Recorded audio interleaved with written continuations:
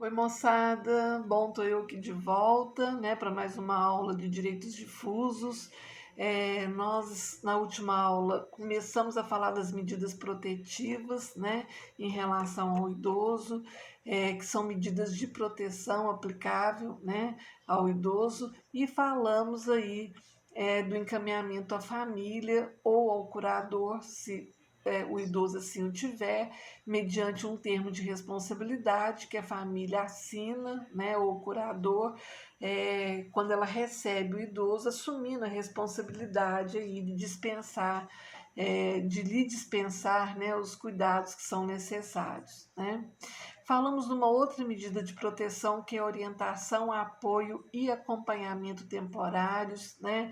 Essa medida de proteção ela é aplicada ao idoso que precisa de uma assistência psicológica, uma assistência social, uma assistência psiquiátrica, né? Numa situação concreta, tá? Cuja a gravidade ainda não justifica a tomada de uma decisão ainda uma medida mais gravosa, né? Então, são profissionais especializados na área, tá?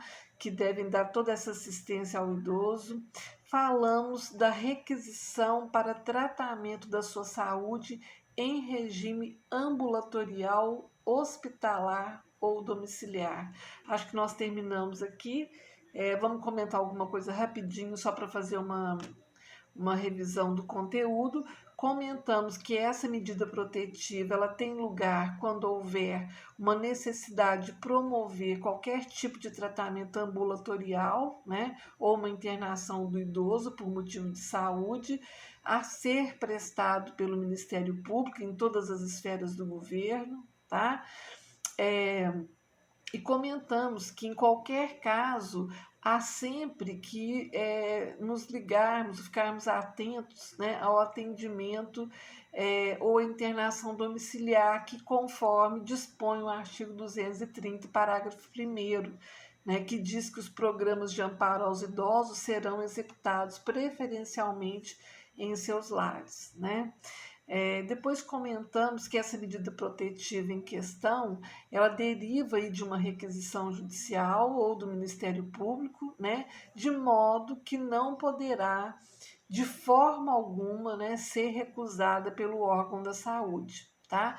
Que, inclusive, existe uma tipificação criminal dentro do Estatuto do Idoso, que é o artigo 100, inciso 3, que prevê como crime, né, a recusa ou retardamento, né, ou dificuldade na prestação do atendimento. E falamos que é imprescindível, né, que a submissão ao tratamento ou internação tenha a concordância do idoso, com exceção de alguns casos que nós comentamos que envolvem aí uma internação involuntária ou compulsória por uma doença psiquiátrica. Mas, de fato, né, eu não posso obrigar o idoso a se submeter a tratamentos caso essa não seja sua vontade, né, porque ele tem aí um direito personalíssimo garantido de escolher se ele quer fazer o tratamento ou não. Ainda mais nesses casos que envolvem aí, de alguma forma, internação em hospital ou casa de saúde, que, conforme nós comentamos, muitas vezes o idoso acaba sendo abandonado, né, pela sua família. Essa questão do abandono da família, o abandono pela família, né, o abandono do idoso pela família, tem uma tipificação também criminal que nós ainda não comentamos, que está lá no artigo 98 do Estatuto, que tipifica como crime a conduta de abandonar idoso em hospitais, casas de saúde de longa permanência ou congêneres. Gente, aqui vou fazer um parênteses. É muito comum, infelizmente, né, os parentes deixarem os idosos em hospitais e os abandonarem lá, não irem de volta buscá-los, né? E às vezes o hospital, já com o idoso com tratamento efetivo, pronto, já bem restabelecido de saúde, ele não tem para onde ir. E aí os hospitais precisam encaminhá-los aí a entidades que cuidam de pessoas que estão abandonadas, né? Então, é comum, vamos refletir sobre isso, né, moçada? Se nós deixaríamos aí os idosos próximos nossos, né, abandonados em casas de saúde de longa permanência, sem fazer uma visita, sem tomar um cuidado, né? Ou em hospitais, inclusive, se isso acontecer, tem uma tipificação criminal que está no 98 do Estatuto. Bom, outra medida de proteção é a inclusão em programa oficial ou comunitário de auxílio, orientação e tratamento a usuários e dependentes de drogas lícitas ou ilícitas, ao próprio idoso ou a pessoa de sua convivência que lhe cause perturbação. Então, essa medida protetiva ela é aplicável ao idoso ou à pessoa com a qual ele conviva, né? Por conta da utilização, às vezes, de algumas substâncias entorpecentes ou drogas afins, né, que os expõem a uma situação de risco. Então, o idoso que abusa, né, que é comum da utilização de álcool ou até de drogas, trazendo aí riscos à sua pessoa ou à vida até mesmo de seus familiares, né, ele poderá ser encaminhado a um programa voltado ao aconselhamento ou tratamento do vício. Então, do mesmo modo que a medida protetiva analisada lá no item anterior, haverá necessidade de que a submissão ao tratamento tenha uma prévia concordância do idoso, né, ou da pessoa do seu convívio a ser internada, sob pena de configuração de crime de constrangimento ilegal previsto no artigo 98. Então, da mesma forma, é tipificação criminal e há uma necessidade também do idoso dar um consentimento prévio, né? Ou até mesmo a pessoa que é do seu convívio, né? Que traz aí um risco à saúde do idoso, esse consentimento prévio também tem que haver essa necessidade de consentimento, tá? Tem uma prévia concordância. E isso pode ser configurado aí como um crime ou um constrangimento ilegal. Bom, abrigo em entidade. Dentre os desafios, moçada, do envelhecimento saudável e com qualidade de vida, está aí a garantia da convivência familiar, tá? Assim, com a integração do idoso na comunidade, na família, ele tem chances maiores de viver, né, de uma forma mais saudável. Tá?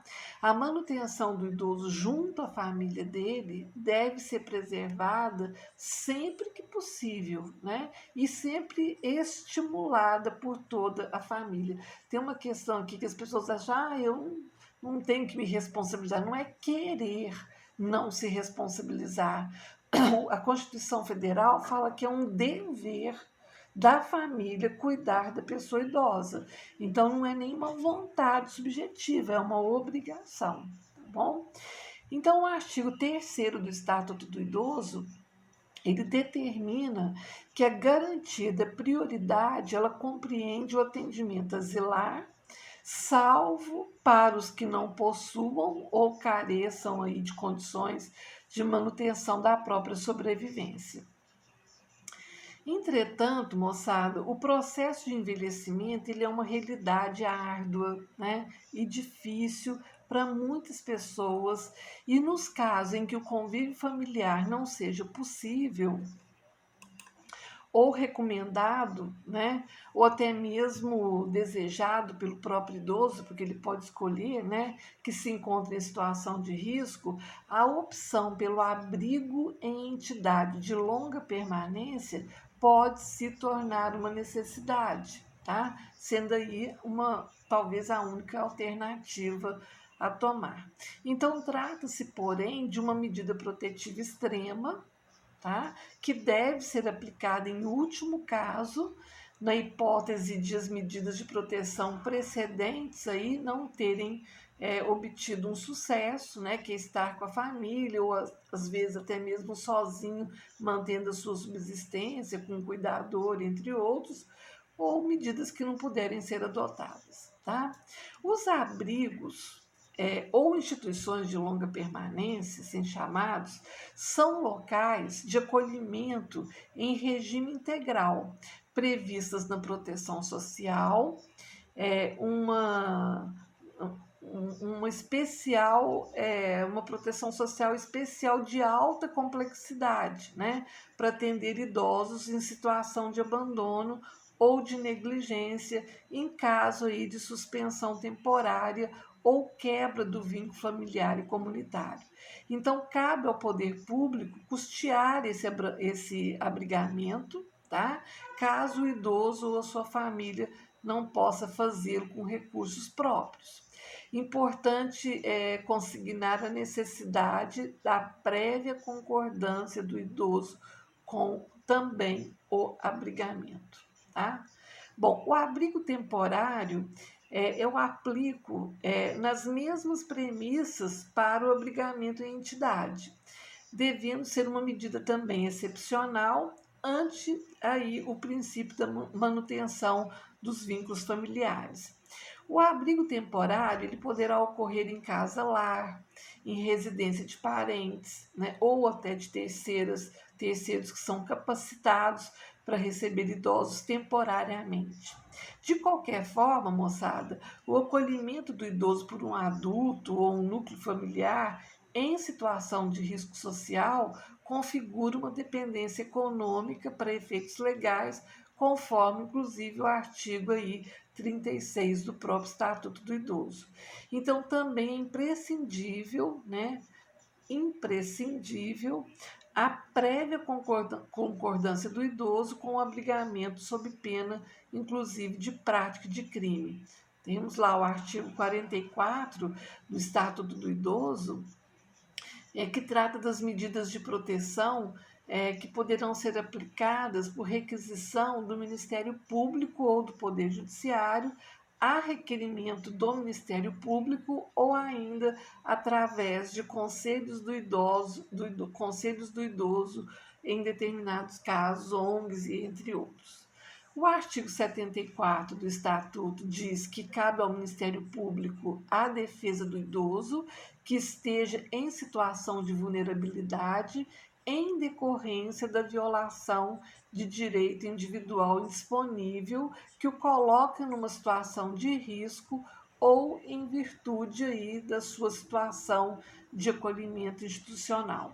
O Poder Judiciário, ele, após a provocação do Ministério Público, né, ele poderá determinar a aplicação de qualquer medida protetiva prevista pelo artigo 45 do Estatuto do Idoso ou qualquer outra medida cabível. Tá? Bom, vamos falar sobre a política de atendimento ao idoso.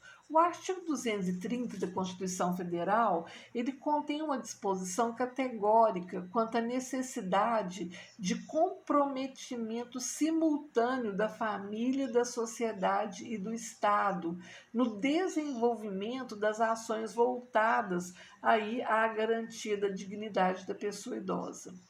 Bom, existem entidades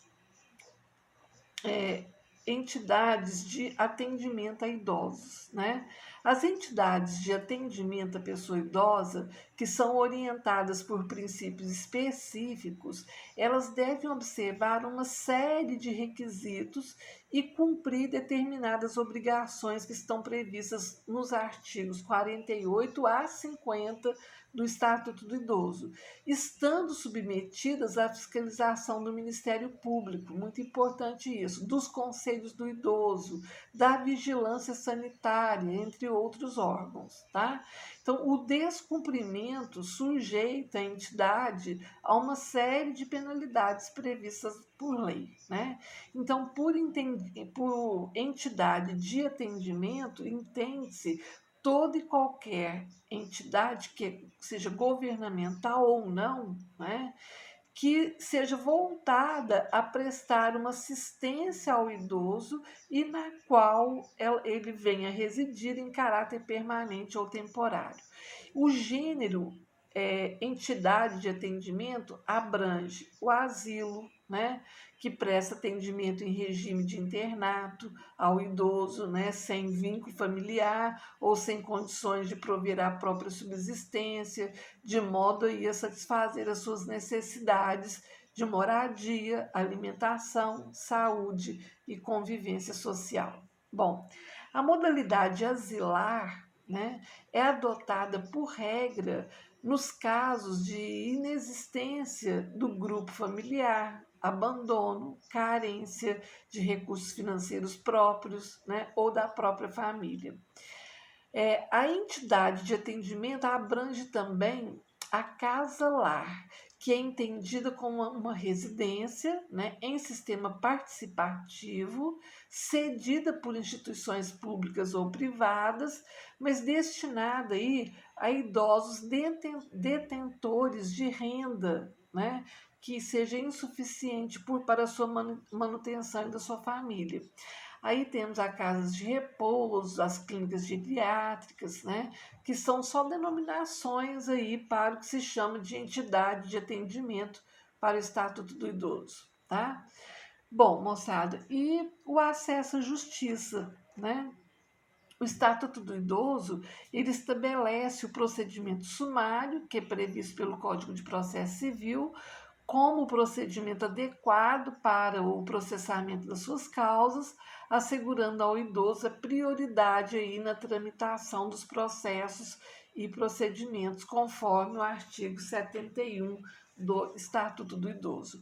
Tanto que eu acho que eu já comentei com vocês que na inicial o advogado ele deve colocar, né, demonstrar para o juiz que o autor da ação ele é idoso ou o réu, né, é idoso e que, portanto, ele tem aí assegurado, né, essa prioridade tanto nos processos, mas também nos procedimentos, né?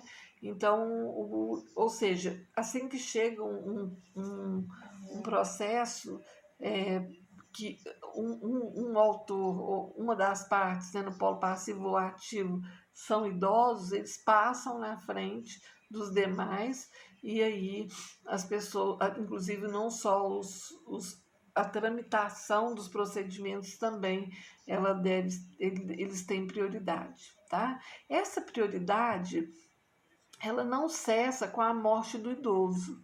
É transferido ao cônjuge ou companheiro maior de 60 anos de idade. Então, vamos imaginar que tem aí uma pessoa que tem mais de 60 anos, casada com alguém com mais de 60 anos, ele tem uma ação no judiciário que está em andamento, ele vem a falecer.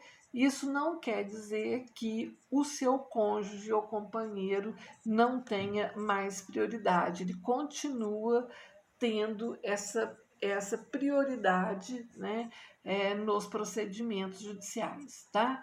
A autoridade judiciária ela é responsável e deverá aí determinar a anotação dessa circunstância num local visível aí nos autos do processo para que todos os servidores tomem conhecimento.